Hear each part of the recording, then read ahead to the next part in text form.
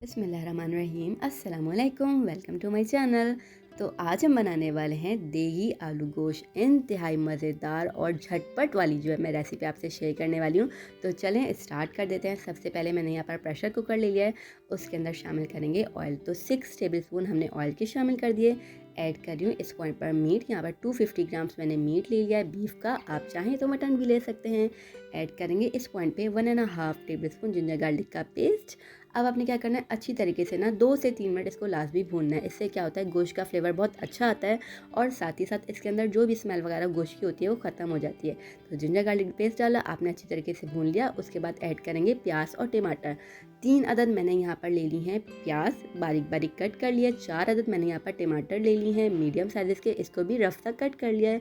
Tension नहीं लेनी है, झटपट वाला मैं आलू गोश्त आपको सिखा रही हूँ जिसमें किसी भी किस्म की कोई झंझट आपको पेश नहीं आएगी। ना प्याज को ब्राउन करना है, ना ही ब्लेंडर का आपको इस्तेमाल करना है कि वो गंदा हो उसको भी धोए, ऐसा कुछ नहीं।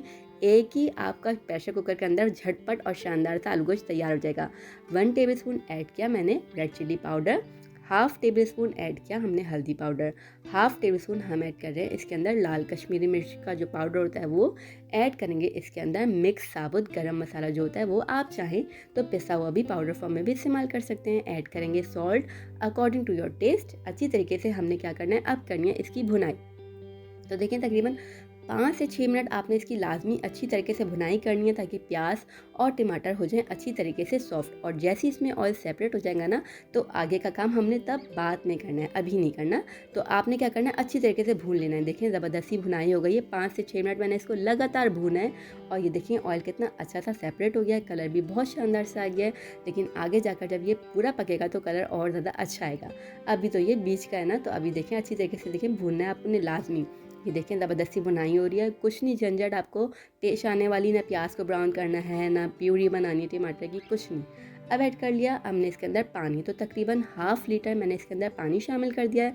अब क्या करना है, आपने इसको कुकर को ढक्कन बंद करना है और अच्छी तरीके से गोश्त गल जाने तक आपने इसको पका लेना है। तो तकरीबन 10 से 15 मिनट लगेंगे।